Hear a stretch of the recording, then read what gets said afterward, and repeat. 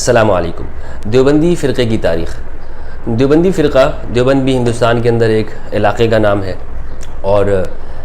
اس علاقے کے اندر ایک مدرسہ قائم ہوا دیوبند، اور اسی دیوبند سے کچھ اسکالر جب فارغ ہوئے، اپنی تعلیم مکمل کی، وہ اپنے اپنے علاقوں میں گئے، انہوں نے لوگوں کو بتایا جو اپنے استادوں سے سیکھا تھا، اور اس تعلیم کو جب وہ پھیلانے لگے تو اس سے دیوبند اسکول آف تھاٹ وجود میں آ گیا، مشہور ہو گیا کہ بھائی یہ دیوبند کے پڑھے ہوئے ہیں، دیوبند سے آئے ہوئے ہیں، دیوبند سے آئے ہوئے ہیں، دیوبند کا عالم ہے۔ تو اس طرح جب لوگ بولنے لگے تو دیوبندی لوگوں نے اپنے نام کے ساتھ بھی لکھنا شروع کیا، تو دیوبندی فرقہ بن گیا۔ حالانکہ یہ کوئی فرقہ نہیں ہے، نہ بریلوی کوئی فرقہ ہے، میں بار بار اس لیے کہہ رہا ہوں کہ یہ فرقے نہیں ہیں، فرقہ اس کو بنایا جا رہا ہے، یہ فرقے نہیں ہے۔ فرقہ کیا ہے؟ فرقہ وہ ہوتا ہے کہ جیسے اس کے ایک بنیادی کچھ عقائد ہوں، ان کے عقائد وہی ہیں کہ جو پیچھے سے چلے آ رہے ہیں، یعنی پچھلی تاریخ کے اندر اس کو آپ ملتے ہیں، کوئی نئی چیزیں یعنی لوگوں نے بات نہیں کی ہے۔ تو دیوبند کی جو تاریخ ہے وہ آپ کو 1857 کی اگر آپ پوری تحریک پڑھیں گے، اور وہاں سے آپ لیتے ہوئے 1867 میں یہ مدرسہ قائم ہوتا ہے، اور اس کے جو قائم کرنے والے ہیں وہ اپنے وقت کے علماء تھے، بڑے علماء تھے۔ دیوبند کی جو بنیادی طور پر جو فکر اور آئیڈیالوجی ہے وہ مولانا اسماعیل دہلوی اور شاہ ولی اللہ خاندان میں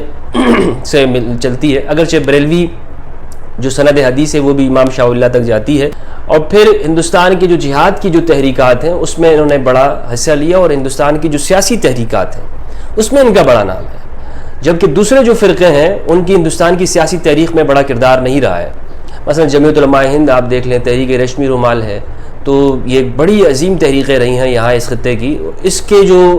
سرکردہ لوگ ہیں وہ دیوبندی رہے ہیں، مولانا محمود الحسن دیوبندی اور عبید اللہ سندھی رحمۃ اللہ علیہ۔ تو ان کے کردار کی وجہ سے یہ ایک دنیا بھر کے اندر یہ جانے اور پہچانی جاتی ہے۔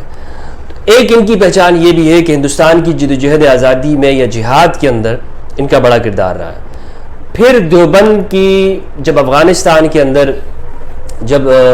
طالبان کی حکومت قائم ہو گئی، تو طالبان چونکہ وہ یہ بھی ایک تھوڑی سی بات بتاتا چلوں کہ ان کے جو عقائد ہیں وہ بھی سنی عقائد تھے، بعد میں ان میں کچھ جب عرب سے سارے لوگ آئے، وہاں سے پوری دنیا سے وہابی اس میں شامل ہوئے، تو ان کے عقائد میں جو ہے وہ شدت پیدا ہوتی گئی، اور سلفی ازم، وہابی ازم ان میں آیا، لیکن وہ طالبان کے جو عقائد اور نظریات تھے وہ وہابیت والے نہیں تھے، ان کے عقائد وہی سنی جو ہمارے ہاں پرانے آج بھی KPK میں مزاروں پہ جانا، یا رسول اللہ کہنا، کھڑے ہو کر درود و سلام پڑھنا، اس طرح کے وہ سنی۔ لیکن جب مدرسوں میں یہاں پہ ان لوگوں نے پڑھا، طالبان کے بڑے جو کمانڈرز تھے انہوں نے دیوبند کے مدرسوں میں تعلیم حاصل کی اور یہاں سے گئے، تو پھر ان کی سوچ بھی وہی بن گئی اور دیوبندیت ان پہ غالب آ گئی۔ تو چونکہ جہاد کے ساتھ دیوبند کی ایک تاریخ بھی رہی ہے، تو لہٰذا یہ پورے افغانستان کے اندر تیزی کے ساتھ بھی یہ لوگ پھیل گئے، اور ہمارے ہاں یہ KPK آپ دیکھ لیں تو KPK میں دیوبند کی جو اکثریت وہ ایک تو تبلیغی جماعت کی وجہ سے ہوئی، اور دوسرا یہاں کے رہنے والے وہ دارالعلوم دیوبند بہت جاتے تھے، اور وہاں سے انہوں نے تعلیم حاصل کی اور پھر واپس آ کر یہاں اپنے اپنے ادارے بنائے۔ دیوبند کے عقائد کیا ہیں؟ دیوبند کے عقائد، اس میں ہم ان گروہ کو دو حصوں میں تقسیم کر سکتے ہیں۔ ایک حصہ وہ جو سلفیزم کی جانب مائل ہے، اور دوسرا حصہ وہ جو اہل سنت کے بنیادی عقائد کی طرف وہ میلان رکھتے ہیں، اور یہ بڑا طبقہ ہے۔ جیسے جو مولانا قاسم نانوتوی کے جو شاگردوں میں سے آتے ہیں، مولانا محمود الحسن دیوبندی، یا پھر حسین احمد مدنی، قاری محمد طیب صاحب، اور مولانا اشرف علی تھانوی، یہ لوگ جو ہیں یہ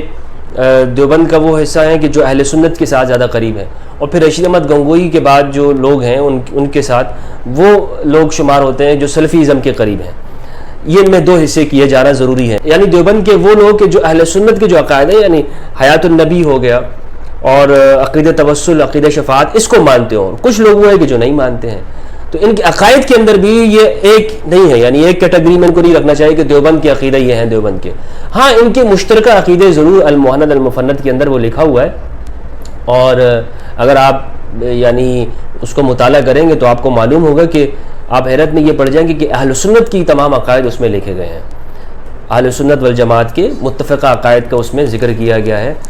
تو اہل سنت کے قریب بھی ہیں اور کچھ باتوں میں ان میں شدت بھی آ جاتی ہے، تو ان کو سمجھنے کے لیے آپ کو اس کتاب کا مطالعہ ضرور کرنا چاہیے، المہند علی المفند کا۔ اس سے معلوم ہوگا کہ ان کے بنیادی عقائد کیا ہیں۔ تو تاریخ میں نے آپ کو بتائی کہ تاریخ ان کی 1867 کے اندر ہے، اور یہ اس لیے قائم ہوا تھا کہ وہاں جو شکست مسلمانوں کو جہاد کے یا جنگ کے میدان میں ہوئی ہے، تو اب اس کام کو چھوڑ کر ایک مدرسہ بنایا جائے اور یہاں پر قوم کی تربیت کی جائے، کیونکہ قوم وہ ابھی اس چیز کے لیے تیار نہیں ہے، ابھی ان کو دین اور اسلام کے بنیادی مسائل کا علم نہیں ہے، ان کی تربیت ہونی چاہیے، حضور صلی اللہ علیہ وسلم سے ان کے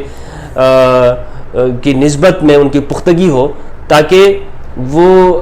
آزادی حاصل کر سکیں اور غلامی کے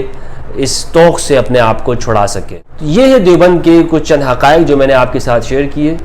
اس سے متعلق کوئی رائے ہو آپ تو دینا نہ بھولیے گا، اور کمنٹس کیجیے گا کہ آپ مزید کیا جاننا چاہتے ہیں یا اس بارے میں کیا جانتے ہیں۔ بہت شکریہ، والسلام علیکم۔